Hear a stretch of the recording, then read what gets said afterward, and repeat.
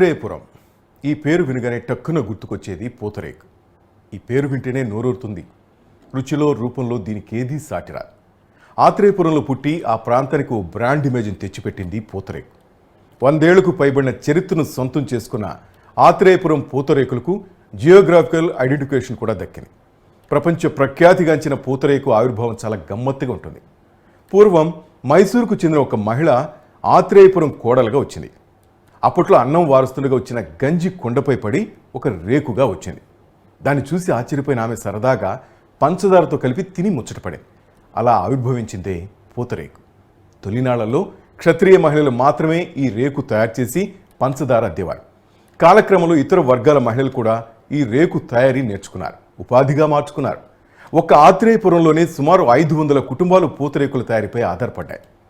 ఇతర ప్రాంతాలతో కలుపుకుంటే 2000 మందికి పైగా మహిళలు ఈ పూతరేకుల తయారీలో ఆరితేరిపోయారు. మనం ఎక్కడ పూతరేకు తిన్నా ఆ రేకు ఆత్రేయపురానిదేనని ఘంటాపదంగా చెప్పొచ్చు.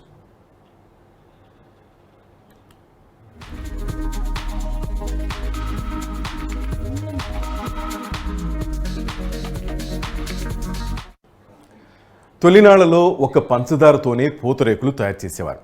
ఇవి తెల్లగా మెరిసిపోతూ నోట్లో పెట్టుకోగానే కరిగిపోయేవి. కాలానుగుణంగా మారుతున్న అభిరుచులకు అనుగుణంగా ఇందులోనూ అనేక రకాలు వచ్చేసాయి. బెల్లంతో తయారు చేస్తున్నారు. మధుమేహ బాధితుల కోసం షుగర్ ఫ్రీగా అమ్ముతున్నారు. కొందరు మరో అడుగు ముందుకేసి డ్రై ఫ్రూట్స్ను కలుపుతున్నారు. అసలు రుచి మారిన కొత్త రుచితో ఉన్న పూతరేకులను ఎక్కువ మంది ఆదరిస్తున్నారు. ఈ రుచులను ఆస్వాదిస్తున్నారు. స్వీట్స్ ప్రియులను ఆకట్టుకోవడానికి బోర్నవిటా, హార్లిక్స్ వంటివి చల్లుతూ కొత్త ఫ్లేవర్లు తయారు చేస్తున్నారు. పూతరేకుల తయారీకి కాల్చిన పెద్ద మట్టి కుండను వాడతారు. కుండ నున్నగా గుండ్రంగా ఉండేలా చూసుకుంటారు. దాని మూతి వైపుగా కట్టెలు పెట్టేంత వెడల్పుగా కుండకు రంధ్రం చేస్తారు. ఇడ్లీకి వాడే విధంగా మినప, వరిపిండి మిశ్రమాన్ని పల్చగా జాలుగా వచ్చేలా చేసుకుని ఒక రోజు పాటు నిల్వ ఉంచుతారు. మరుసటి రోజు కుండకున్న రంధ్రం ద్వారా కట్టెలు పెట్టి మంట పెట్టి కుండను వేడెక్కిస్తారు. జాలుగా తయారు చేసుకుని సిద్ధంగా ఉంచుకున్న పిండిలో పల్చని గుడ్డను ముంచి దాన్ని విప్పి వెడల్పుగా కుండపై ఒకవైపు నుండి మరొక వైపుగా లాగుతారు. వేడెక్కిన కుండపై పిండి పలచని పొరలా ఒక పేపర్ మందంతో ఊడి వస్తుంది. దానినే రేకుగా పిలుస్తారు. ఈ రేకులో తీపి పదార్థాలను వేసి పొరలు పొరలుగా మడిచిపెట్టి పూతరేకును తయారు చేస్తారు.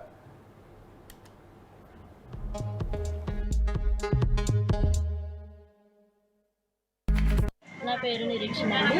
మాది అంబేద్కర్ కోనసీమ జిల్లా. మాది ఆత్రేయపురం అండి. స్వామి పూతరేకులు మాది చాలా క్వాలిటీలు ఉంటాయి. బాక్స్ వచ్చి 100 రూపాయలు ఉంది, 200 ఉంది, 300 ఉంది. చాలా క్వాలిటీలు ఉంటాయి సార్. బూస్ట్ ఉంటుంది, హార్లిక్స్ ఉంటుంది, కోవా ఉంటుంది, కార్పొడి ఉంటుంది, చాక్లెట్ పూతరేకులు కూడా ఉంటాయి సార్. మాది చాలా షాపులు ఉంటాయండి. మాకు 3 షాపులు ఉన్నాయండి. చాలా బయటికి కూడా ఆర్డర్ పంపిస్తాం.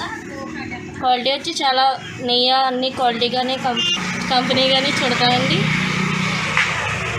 బయటికి ఆర్డర్ కూడా ఎక్కువగా వెళ్తాయి. Okay sir. నా పేరు నిరీక్షణ అండి. మాది అంబేద్కర్ కోనసీమ జిల్లా. మాది ఆత్రేయపురం అండి. స్వామి పూతరేకులు.